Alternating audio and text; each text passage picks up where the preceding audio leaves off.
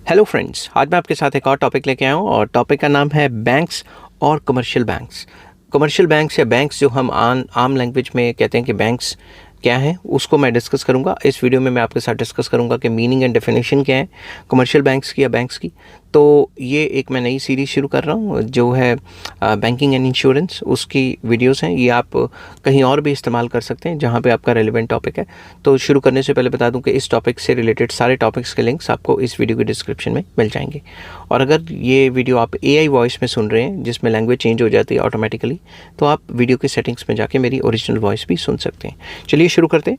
तो जिस हिसाब से पेपर में आपने लिखना है, ये टॉपिक अटैम्प्ट करना है, मैंने उसी हिसाब से अटैम्प्ट किया कि banks are financial institutions that play a crucial role in the economy by managing money, providing credit and facilitating transactions।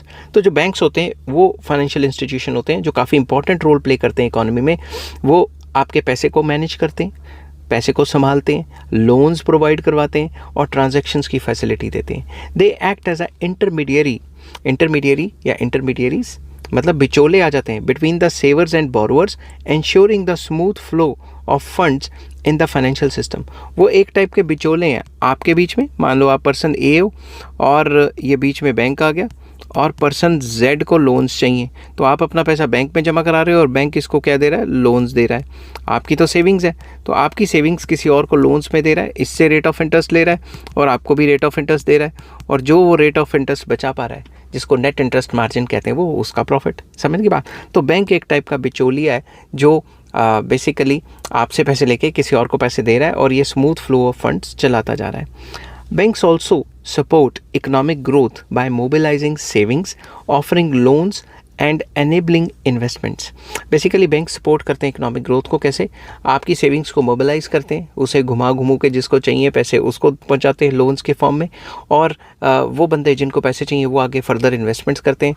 और जो सर्कुलर फ्लो ऑफ इनकम है, जो इनकम एम्प्लॉयमेंट आउटपुट का जो सर्कुलर फ्लो इकोनॉमी में चल रहा है, वो लगातार अच्छे से चलता रहता है। अगर बैंक्स नहीं होंगे तो ये जो सर्कुलर फ्लो है ये काफ़ी रिजिड रहेगा। ठीक है, अब डेफिनेशन क्या है किसी भी बैंक की? अगर आप पेपर में मीनिंग के साथ साथ डेफिनेशन भी लिखते हो तो आपके अच्छे नंबर आएंगे। ठीक है, different authorities define banks based on their functions and legal frameworks. अलग अलग अथॉरिटीज़ ने बैंक्स को अपने अपने हिसाब से डिफ़ाइन किया है। और सबसे पहले मैं इसकी लीगल डेफिनेशन जो है डिस्कस करूंगा आपके साथ। According to banking regulations such as the banking regulation act 1949, a bank is an institution. Bank एक ऐसा इंस्टीट्यूशन है जिसमें पॉइंट वाइज लिखा है, accepts deposit from the public, लोगों से पैसे एक्सेप्ट करता है, लेंड्स और इन्वेस्ट्स दीज डिपॉजिट्स, उन पैसे को या तो इन्वेस्ट करेगा या तो लोन्स में दे देगा। एंड तीसरा, allows withdrawal of money through cheques, drafts and electronic means. Basically मैंने चेक्स की स्पेलिंग गलत लिख दी है, मैं चेक्स की स्पेलिंग जो है वो सही कर देता हूँ। ठीक है, तो बेसिकली हम अलाउ करते हैं कि हम जो है चेक्स दे सकें लोगों को। ठीक है, तो अगर हम चेक दे सकेंगे तो उसी में जो है हमारे पैसे कभी भी फंसेंगे नहीं। फॉर एग्ज़ाम्पल मैंने चेक दिए, ठीक है, तो अगर मेरे पैसे बैंक में पड़े हैं, मैं किसी को पैसे पे करना चाहता हूँ तो वो मैं चेक के थ्रू भी दे सकता हूँ। तो बैंक्स अलाउ करते हैं कि हम अपना पैसा थ्रू चेक या ड्राफ्ट या इलेक्ट्रॉनिक मीन्स उसको निकलवा सकूँ। इलेक्ट्रॉनिक मीन्स बेसिकली क्या होते हैं?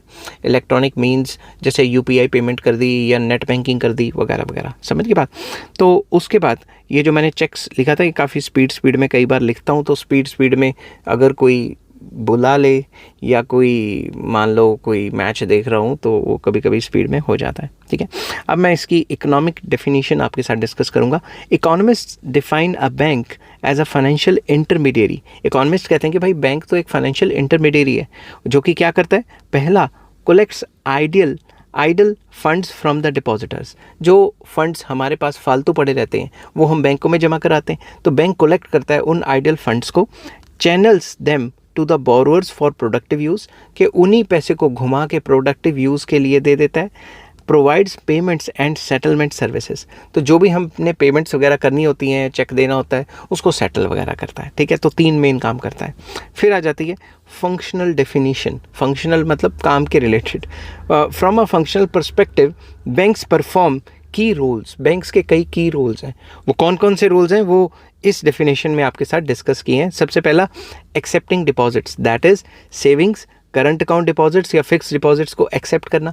कई टाइप के डिपॉजिट्स को एक्सेप्ट करता है बैंक्स। ग्रांटिंग लोन्स, लोन्स देता है, दैट इज पर्सनल लोन दे देता है, बिजनेस लोन दे देता है। मोर्टगेज जो है, मोर्गेज के जो लोन्स हैं वो दे देता है, गिरवी रख के लोन देना। फैसिलिटेटिंग पेमेंट्स, जब भी आप चेक देते हो या ऑनलाइन ट्रांसफ़र करते हो, कार्ड पेमेंट करते हो, उसको फैसिलिटेट करता है bank. And providing financial services, जैसे कि forex services, wealth management services, insurance services, इन सारे टाइप की जो सर्विसेज है उनको भी प्रोवाइड करवाता है। ठीक है, तो बैंक वो है जो ये सारे काम करता है। तो ये फंक्शनल डेफिनेशन इसलिए कि क्योंकि इस डेफिनेशन में जो है फंक्शंस को फोकस किया गया है। आप कंक्लूड करते हैं कि बैंक्स क्या होते हैं। Banks are the backbone of modern economies, ensuring efficient financial intermediation, credit creation and economic stability। तो बैंक्स बेसिकली एक रीढ़ की हड्डी हैं, बैकबोन है मॉडर्न इकोनॉमीज़ में, जो कि एक फाइनेंशियल इंटरमीडिएशन का काम करते हैं, एक फाइनेंशियल बिचौले का काम करती हैं। ठीक है, क्रेडिट क्रिएशन करते हैं, मतलब लोन्स को क्रिएट करते हैं। क्रेडिट क्रिएशन के ऊपर मैंने ऑलरेडी लॉन्ग क्वेश्चन अपलोड किया हुआ है।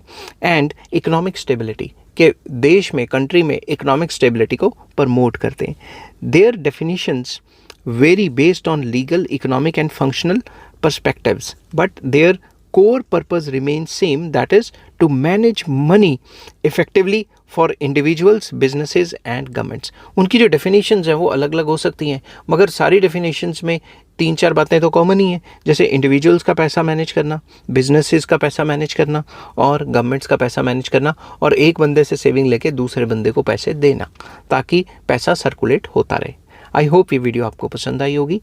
अगर पसंद आती है तो please like, share and subscribe. Take care, bye bye.